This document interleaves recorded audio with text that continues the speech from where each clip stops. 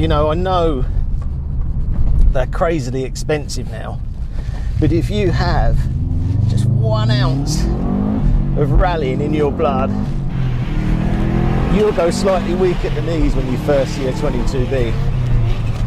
And that's what it felt like this morning. You look at it and you just go, oh wow. And the blistered arches, the WRC vents, it just feels so special, so special. 22B is very close to Evo's heart, partly because it was in the very first issue, but I think it's the poster car for that era of Impreza and also of the Mitsubishi Evos. We were always comparing those cars, and the 22B was the ultimate Impreza, really. I can't stop smiling in this. It just takes me right back to the 90s. So obviously predating 22B, but I spent so much time in Impreza turbos and STIs, and they were just such joyful things. The problem with this car is you could get yourself in a lot of trouble. It's a bit like having a dog on a lead, and you take it for a walk, and it keeps going, come on, let me off. That's what it feels like, and it feels like that in any gear. Look at this. Okay, let's do this. Let's do 30 mile an hour in third gear. So 30 mile an hour, third gear. Here we go. It's just, come on, where are we going? That's what it's like.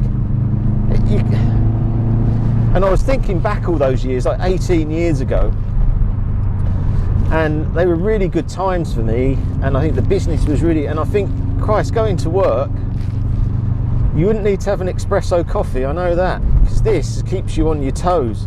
But it's not, with the steering, it's not like it's fidgety at all. It feels lovely. You just and with that short gearing now, and the UK cars had longer gearing, but with that short gearing, it just makes you feel like you're so involved and just, Jesus. But it doesn't feel mega quick because cars have got so quick now, but it feels like a perfect UK road car. Let's run through this car because there's a lot to go through. Now, Subaru Impreza 22B. Anyone who's in that era knows how special these cars are, but we're going to go through all the spec, why it was so special, why Colin McRae owned one. This is number 388 of 400. There wasn't 400, there was 424. These were 400 JDMs, Japanese domestic market cars. I still think these are the ones to have. 16 UK Prodrive cars, 5 cars for Australia, 3 cars for Colin McRae, Nicky Grist, David Lapworth, all numbered 000. Now, if you think about rally cars for the road, this has to be top of the tree. And the reason I'm thinking that is because it's one of the few cars that was actually hand put together, because these arches had to be handmade, like the World Car.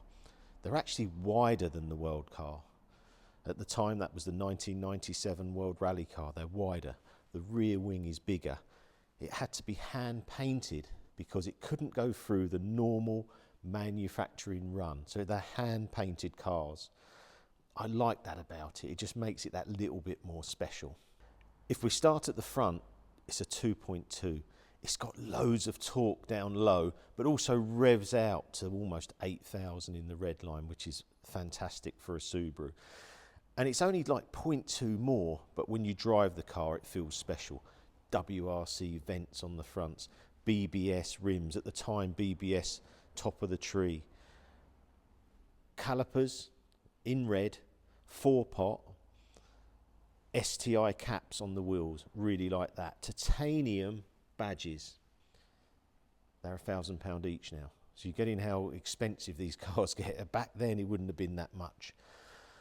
I love the WRC blue. It's actually a slightly different blue to the World Cars. I think it's just slightly darker, slightly something just a little bit darker than the World Car, and we know that because we've got a World Car here. The name 22B, lots of stuff on that. Is it, 2.2 Boxer, 2.2 Bilstein? There's lots of other cryptic stuff around the number. I personally think it's probably 2.2 boxer. That's what I think, because the main advantage is the 2.2 engine. Happy to be wrong on that, but that's what I think. If you look at all their cars, RB5, Richard Burns 5, P1, Prodrive 1, they weren't as overly complicated in their naming structure. I love the wide arches on this car. The other thing with this car, it's very rare in that the original owner owned this in Japan and he brought it over with him. That's why you see there's only 2 owners on the logbook. So then I bought it off the owner from the first one, and then it was me, so you would be the 3rd owner. But the original owner brought this from Japan. He obviously loved the car so much that he brought it here and used it here. And what a fantastic car it is. Inside, we've got some really, really rare options. So rare, I've never seen them, and I've owned 4 22Bs over the time. I thought these were added on, but they're not. I've got the original catalogues with this car. These are factory Kenwood stereos and items. I've got them there for you to see. You probably think they're added on because it's got a big subwoofer it's got, but it wasn't. STi factory installed, which is a real one-off for one of these cars. So if you are bidding, what are the main standouts for the car? I haven't seen this amount of paperwork with the 4 22B I've owned before. It's very rare to have the paperwork from Japan in all the stuff, because the original owner took it from Japan to here. You don't get that. I haven't seen that. I've never seen these factory items in a 22B. I think it makes it more special.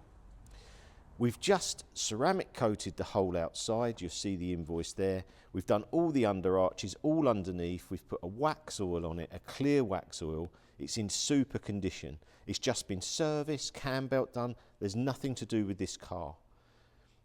Original paintwork is rare. There's marks on the front, like a few chips and bits, but I've left that because it's only original once. So as soon as you touch it, it's not original on the paintwork. You can do that, make it nice, but I've just left it as original. If we go through why you should buy one, it's super cool. It's the greatest era for my generation of rallying. It's blue and gold. Love the gold wheels. Love this blue. It's super, super rare. Is it the F40 of rallying in our time? Is it going to go down as one of the greatest driving cars ever? Maybe. Watch the Evo video, have a look, see what you think on there. Really hope that you do well in this auction. Please like, share, subscribe, and I'll see you again soon. As I thought it would be. It feels a lot faster than I thought I would. That engine really likes to rev. It's got so much more flexibility and kind of potency than a regular Impreza engine.